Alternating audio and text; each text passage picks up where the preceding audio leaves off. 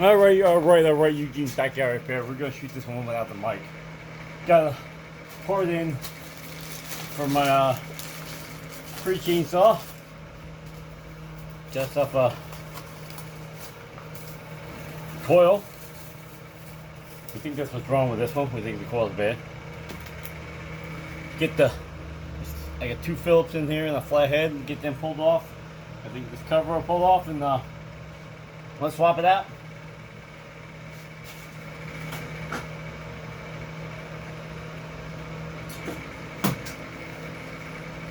It still has a pull start issue of some sort, which I'll try to work out. But if not, worse, it'll be just a video. Somebody will get a parts chainsaw on the side of the road for free, and it cost me $11.50 for the part. But you know, maybe somebody will get a free crafting chainsaw that they can get parts off and fix theirs. Funny thing is that one screw's outside, one of them inside. If they were both outside, you'd be able to. Oh, I guess I can use Phillips. You'd be able to just take this coil off right from here without taking this off. But that's good. Not that hard. A couple screws. Matter of fact, we won't even need the parts bin for this one, except for the ones we drop. We might need the magnet to find them. You caught my other video on this one. You've seen it.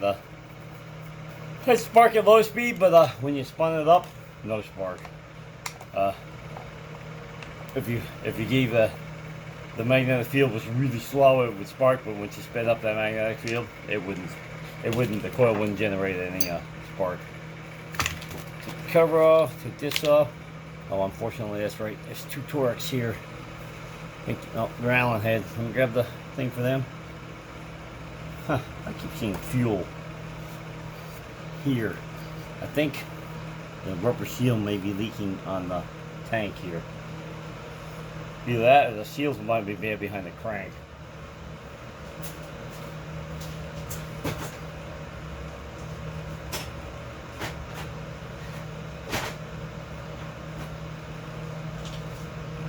Either way, it's not one of them things I'm going to be fixing. It's not worth all that. Chainsaw may be worth $50 used. Maybe.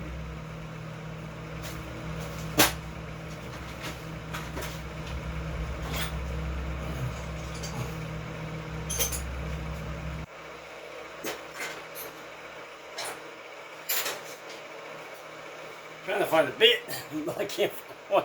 I know I had a bit. Maybe it was this one.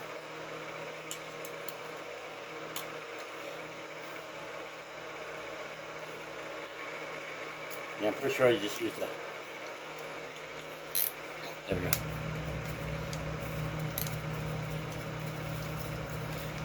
Two screws.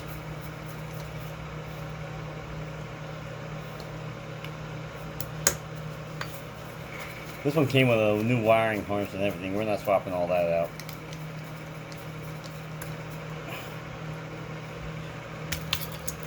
Screw here, screw here. One wire there. Get off. A new coil.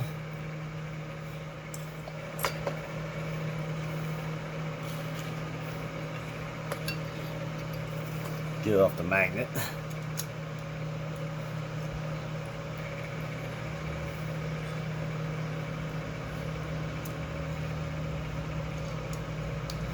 Should line up. Supposed to be for this saw. There we go.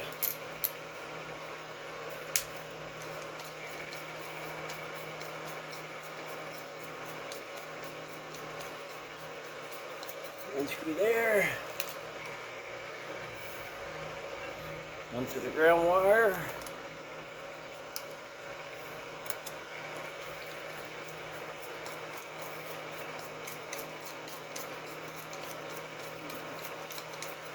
Some of these you don't even have to set the gap on them. Some of them aren't adjustable, so you tighten the screws down and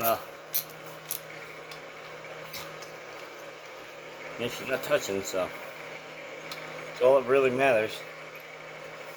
Oh, actually, there's a little difference here. The way this kill wire hooks up. The other one's turned this way, this one's turned this way. That's good. Spark plug out. Get a drill set up here, and actually maybe I can do it with the impact. I think it's a 1/2 inch, I think.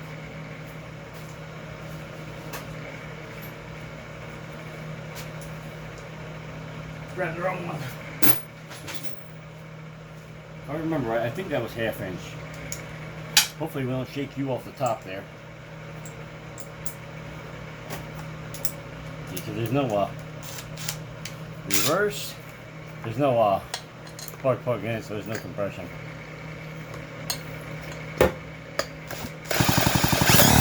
Yeah, now the spark is better as it's been faster. That was the problem last time. The faster you spun it, the less spark it got. Wish the pull start wasn't screwed up on this one. The spring was out. You watched the video when I worked on this one. The spring was outside the outside the spool. Oh, well, maybe the rope wrapped up around the top might not help either here. Maybe that's why it wasn't working so well. I think this is the one the rope broke on. Maybe I have too much rope.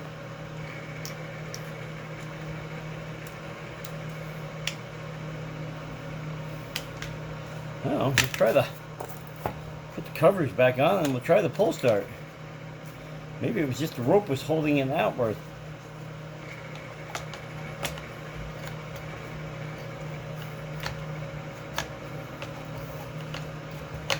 Come on, get back in there.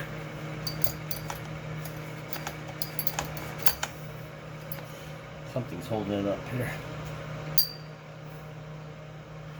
Looks right. Cover's on right. There it goes. Screws. Said the pull start might do it on this one. It might.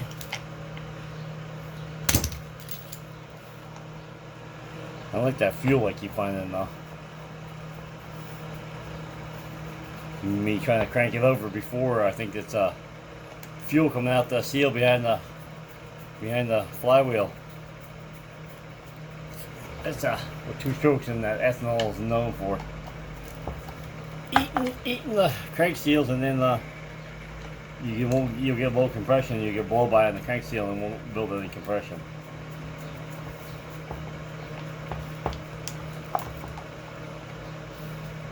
But we'll give it a shot.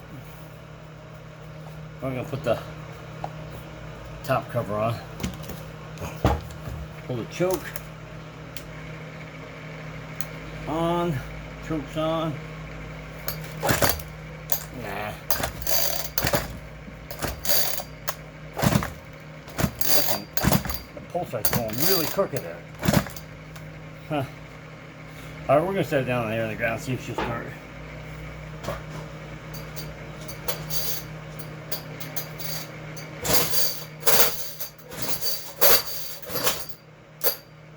Nope, there went the pull start. She slipped. Yep. This pull start, like I said, had an issue before, and I think somebody used it with that issue and didn't do it any good. It seems to be the spool was wobbling real bad inside. Problem is, I already looked up this pull start. The pull start's worth more than the saw.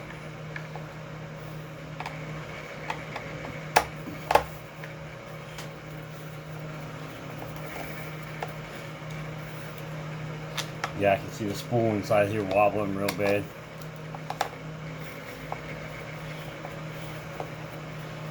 Now I think the spring jumped. Or something jumped. And that won't wind back up.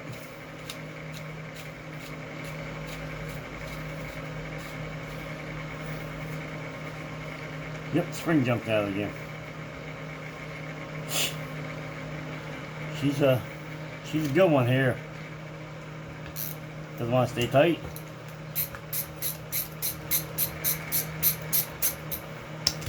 Spring once again is outside the pull start. Right here.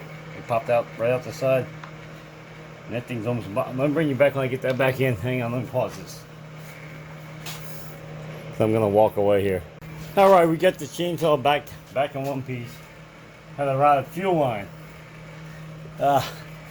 Took what a pain in the butt because you can't pull the carburetor off without taking this off, the handle off, which 2 screws here. You don't have to take these. I'm sorry, you have to take these 2 out because you can take this handle off, and then there's a screw in the spring in here. You got to take that off. You got to take 2 screws off of here, pull the cover off, take the trigger out. Got to pull one out of here. Oh my gosh, what a pain in the butt just to get the air filter off so you can pull the car. Once you can get the air filter, take the air filter out. But just to pull the 2 screws takes the carburetor out so you can put a new fuel line on it. Pull star's still a little messed up, but let's go try it.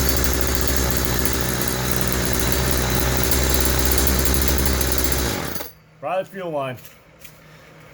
Simplest thing sometimes get you. I can see the fuel line, and the fuel line runs from this side, which is the tank, up behind the carburetor, and then back down. So it was plugged on the carburetor, and the line was running up. The problem was it was broken where it came back down in 2 spots. Was it broken? No, I'm sorry. It was broken here on one spot, and then it was broken right at the carburetor. The line was brittle as can be. I mean, it's probably years and years and years worth of fuels that eating into it. It got bio in it. It got some non-ethanol fuel in it. She'll fire up. You still got skipping that pull start. I mean, if you wanted to mess around, it looks like there's quite a bit of the arms that catch the pull start. They're sticking out. It could be just because the spring was making that pull start right crooked. It could have wore. They're supposed to be a flat spot. It's hard to explain, but there's 2 arms that pop out, and then the flat spot hits them arms and what spins the flywheel. But they're not flat no more. They're kind of curved from the spring being underneath the spool, making it right crooked. Actually, we're gonna grab a Phillips. We're gonna show you exactly what it is. It's nothing major. You can buy another spool and change it out, but I'm not doing it.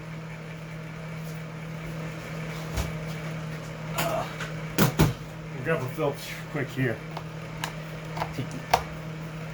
Take these screws back out. It's only 4 screws. It's hard to explain what I'm talking about, but when you maybe you see a visual on it. I mean, it'll start.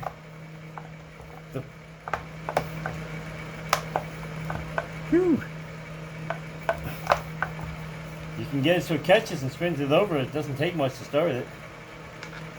Turbo. I like this turbo part. The turbo part's only this induction thing off the fan. It's a turbo cooling. It doesn't say turbo cooling on it, but that's what the turbo is. It's an induction system on the flywheel fan that blows more air across the engine to keep supposed to keep it cooler. And using this thing in the summertime, I don't think it stays that cool.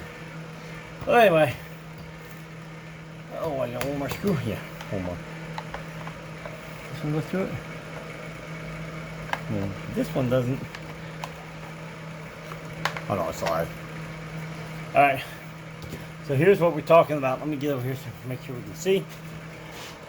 Right here, these are supposed to be flat. If you see the top of these things, they're kind of beveled downward. That's because the spring had come out from underneath and was between the spool and the cover, making it ride crooked. I think if you can get a flat file or something in here and flatten these ears off a little bit, they got some damage to them. But I think if you can get in there and flatten these ears off a little bit, it'll stop the arms from skipping over these things. The arms got to catch here. I'll show you the arms too.